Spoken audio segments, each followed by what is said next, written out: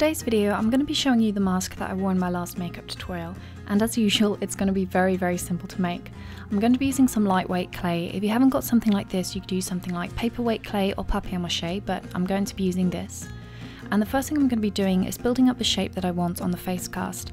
Now, I have done a tutorial showing how to make a very easy face cast where you don't even have to use your own face, so I'll link that in the description box.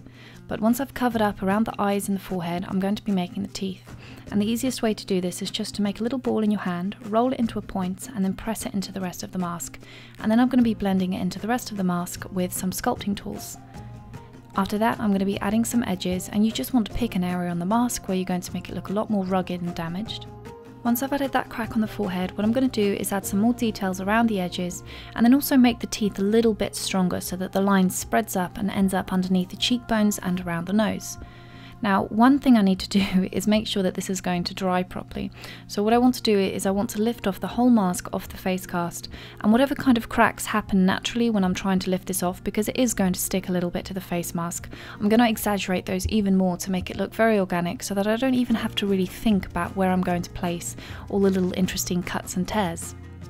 I'm also going to make a few last minute additions to it, like I want to elevate the area around the eyebrows and the brow bone, but all the time I need to make sure that it hasn't stuck to the face cast, because if it does stick, that underside is going to take a very long time to draw.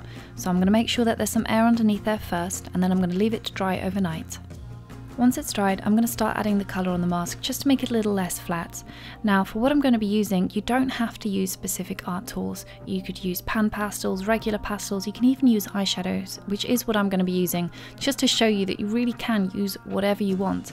All you need is a tinted powder, so any kind, provided it's something that's safe to put on your face, you can go ahead and do that.